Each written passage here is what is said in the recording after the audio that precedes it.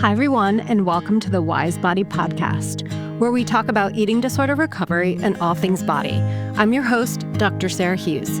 I bring 20 years of experience as an eating disorder therapist, and I've worked with hundreds of clients to feel more empowered and connected to their body by tapping into the wisdom it holds. I'm so excited to keep learning with you as we navigate the windy path that is recovery. So let's get started. Hi, and welcome to another episode of The Wise Body. I'm Dr. Sarah Hughes.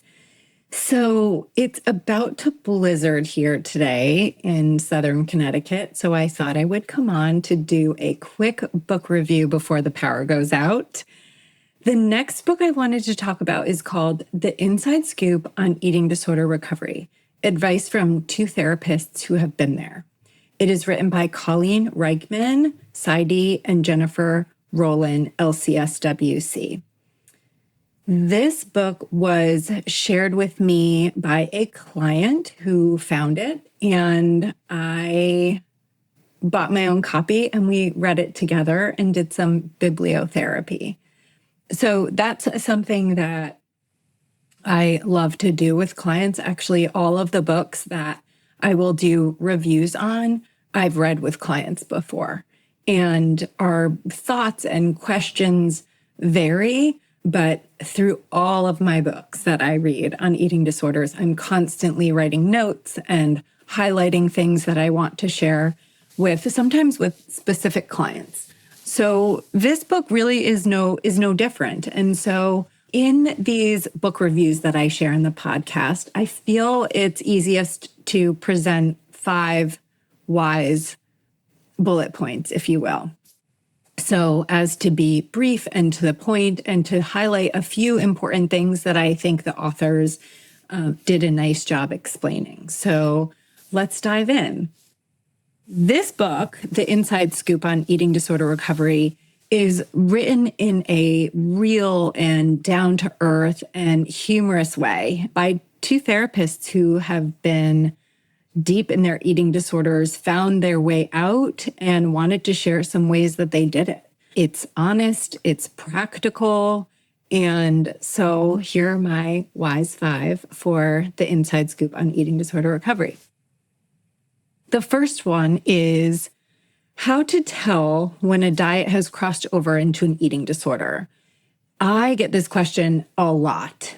And actually, the strongest predictor of an eating disorder is dieting. Some estimates show that up to 75% of women have some sort of disordered eating. So that's about 3 out of 4 women. And for men, it's 1 in 3. So one real way to think about this, if you're a woman, if you identify as a woman, is think of being with 3 female friends and you're the only one without disordered eating or being on a diet or have an eating disorder, which really actually makes it hard because you might start feeling wrong for having food freedom. So just something to think about. It's also important to think of disordered eating as being on a continuum. So on one side, you may have those who generally feel all right about their bodies, but may have some disordered thoughts about food. On the other side, you may have someone who can't function because they're experiencing serious medical complications from their eating disorder. And then there are those in between. But wherever someone is on the continuum, it's worth looking into. And diets have been around for a long time. And in my last book review of the anti-diet, I did talk about this a little bit. So since 3rd century BC, we're talking Hippocrates. He gave all sorts of recommendations, though his intentions may have been related to seeing how the body could perform better. There was focus on manipulating food and our bodies even then. So, of course, some people have real medical issues which require eating in a certain way, such as diabetes, celiac disease, and Crohn's disease. But these all need to be diagnosed by a doctor. Something I wanted to talk about that I don't think I mentioned in my review of the anti-diet is food sensitivities, which are kind of bogus and cause unnecessary anxiety. So I'm sorry to do like a crossover back to the anti-diet, but I think it's worth mentioning because if you get tested for like food sensitivities, that may trigger a diet. That may trigger restricting certain foods, certain food groups. So let me just share a little bit about what Christy Harrison shares. Let me share a little bit about what Christy Harrison says about food insensitivities in the anti-diet. So she says, one of the most common forms of this testing is a blood test to measure IgG or immunoglobulin G antibodies to specific types of food.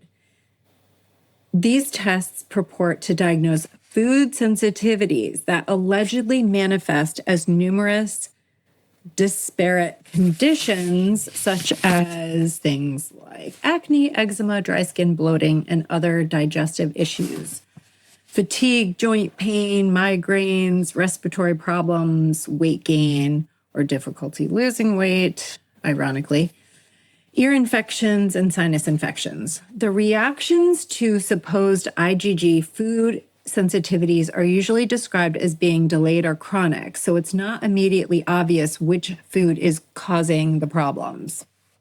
She goes on to say, I'm using quotation marks and supposed here because IgG antibodies in the blood don't mean you have a food intolerance. In fact, quite the opposite. Pretty much anyone in good health has IgG antibodies to many different foods. And these antibodies have specifically been linked to the development of food tolerance or desensitization.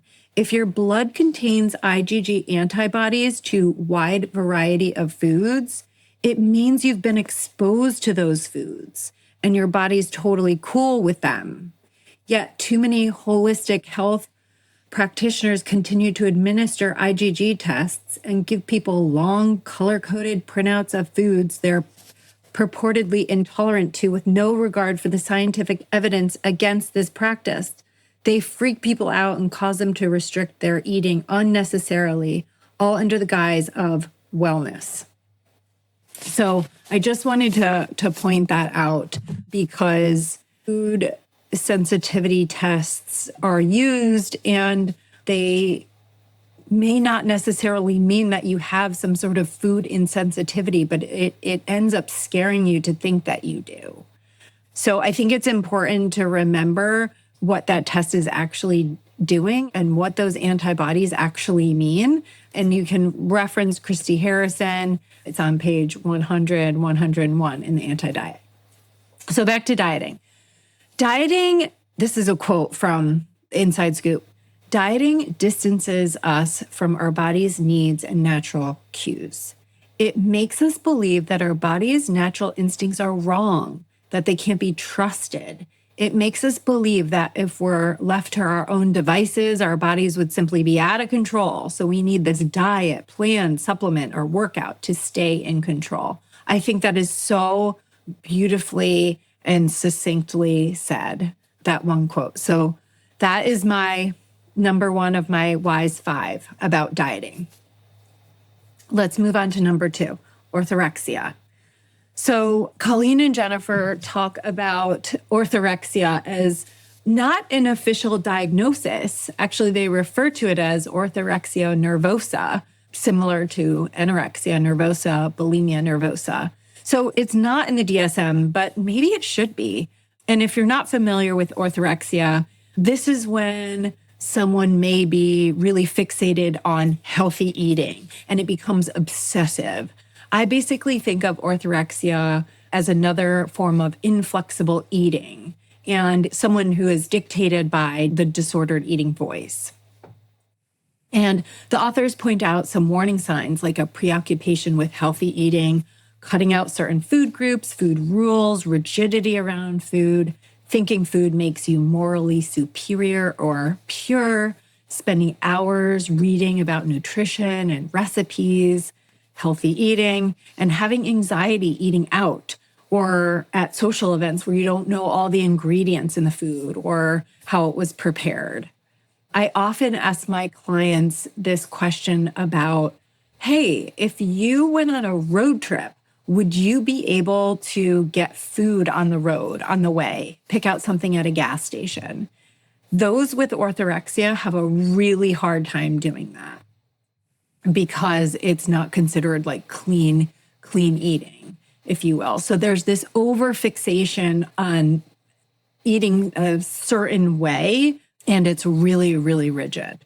So I want to talk about this word healthy. It comes up a lot. It is so supercharged. And so I often stay away from using it, but people ask, what's the difference between healthy eating and orthorexia? And I think healthy, if we have to use that word, it's really about eating regularly and enough. And the authors also point out eating foods that you enjoy.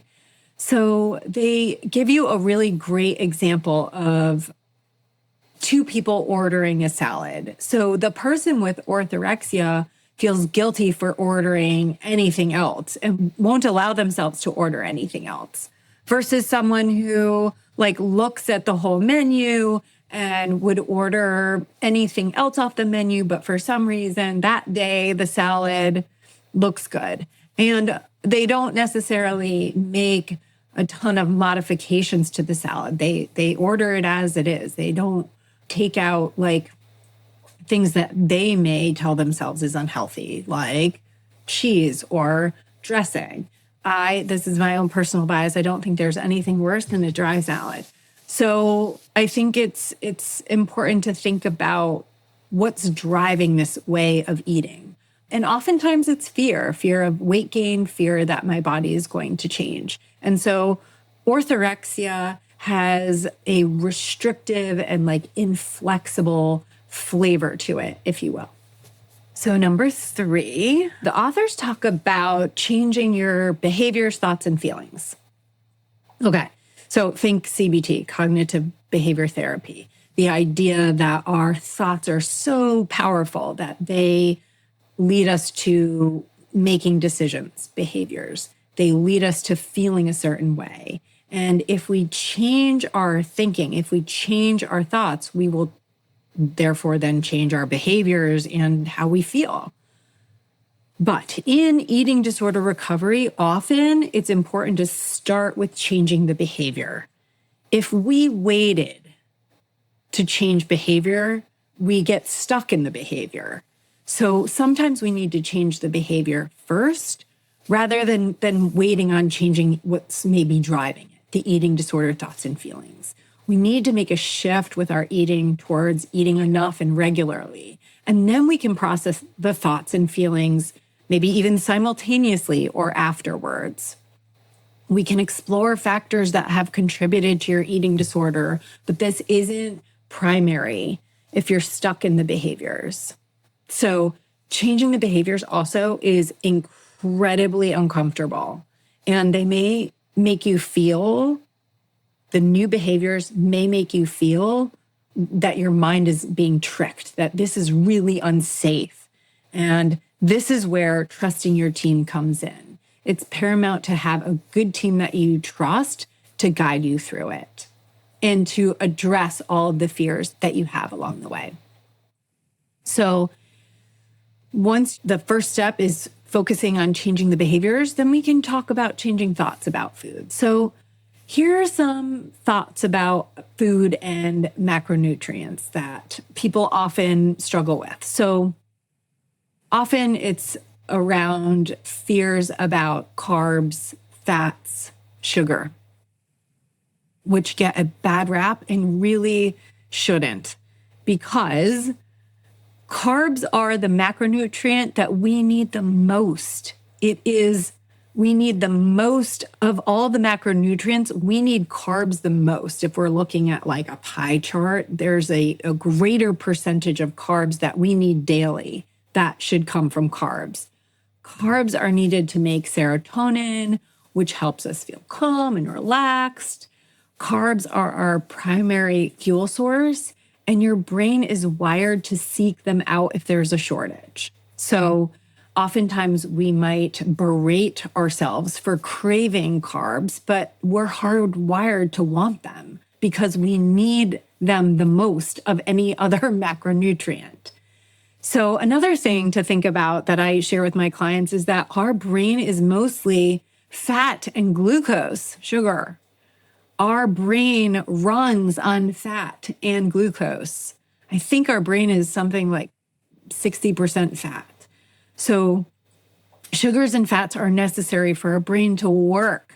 And our body requires saturated fat for brain function, nerve signaling, and cell structure. So one thing to maybe think about in terms of when we're thinking about changing our eating and changing our thoughts about food and our emotions about food is to do what's called a fear food hierarchy. And so you can rank as many foods as you want, but using the scale of like 1 to 10. So 10 being like most feared.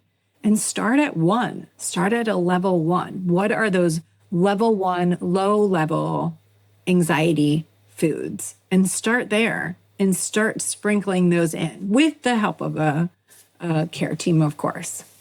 But a fear food hierarchy is often really part of one's recovery in eating disorder recovery therapy.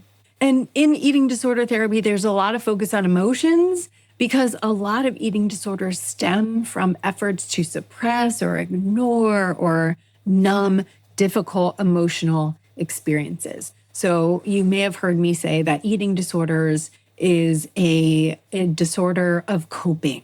It's our way of coping. And when we're experiencing a difficult emotion, we don't want to. And so we cope with food or restricting our food. Number 4. So I want to highlight binge eating because I think binge eating I think all eating disorders are really misunderstood, but binge eating disorder is so wildly misunderstood.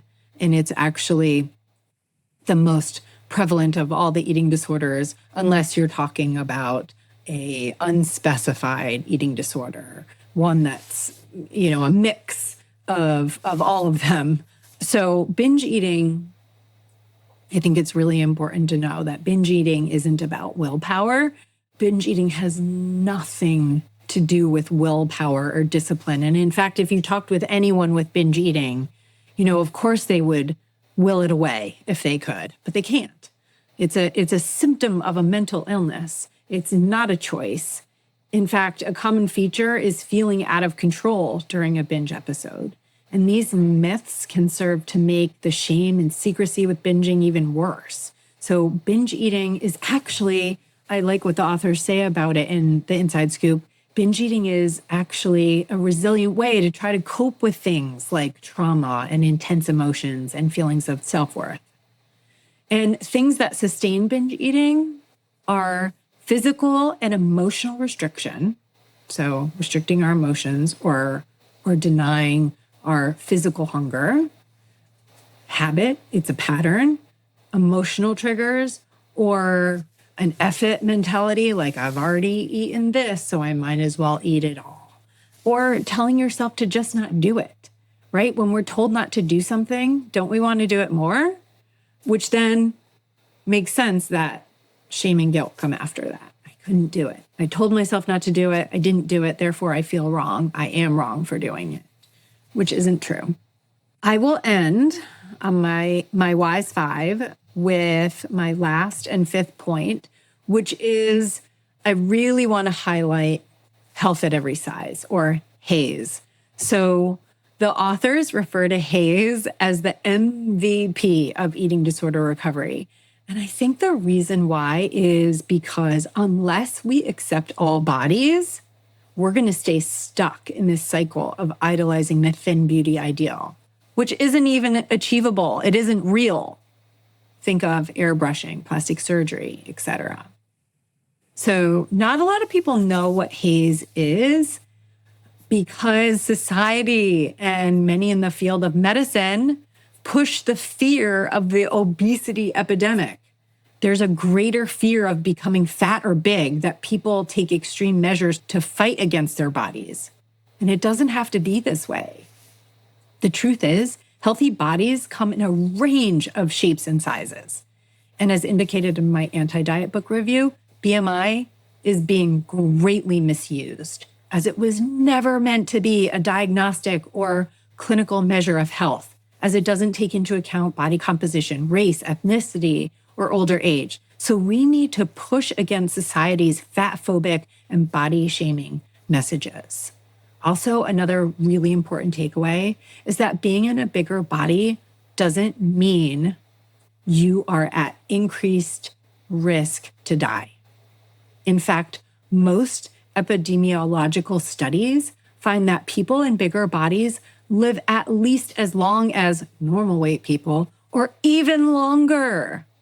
So F you, BMI scale, and everyone trying to scare people into losing weight when that can be worse for your health.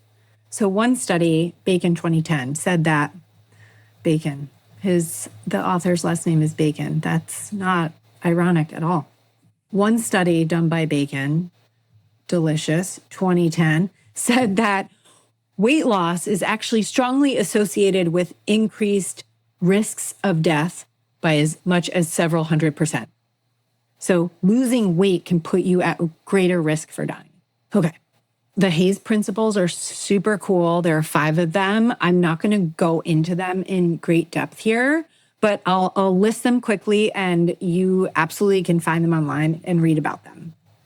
So the Hayes movement supports weight inclusivity, health enhancement, like a focus on expanding our definition of health rather than it being about weight. Respectful care, so to include the intersectionality of sexual orientation, gender, SES, race, ability, age. Also, eating for well-being and joy. And lastly, life-enhancing movement, pushing back on this idea that movement should be about weight loss, when actuality, you would have to take extreme measures to lose weight. And typically, moderate exercise won't do that.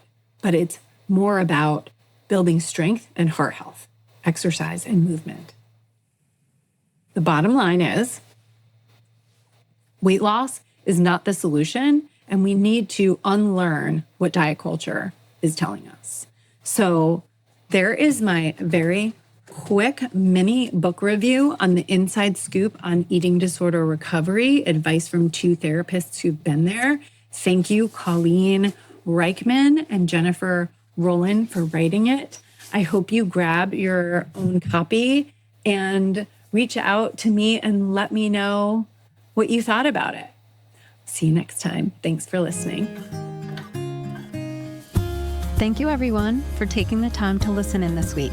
I'm so glad you're here with me as we learn more from our wise bodies and about eating disorder recovery.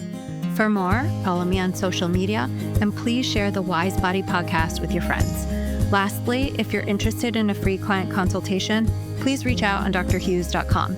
And remember, always take care of yourself and your temple. See you next time on the Wise Body podcast.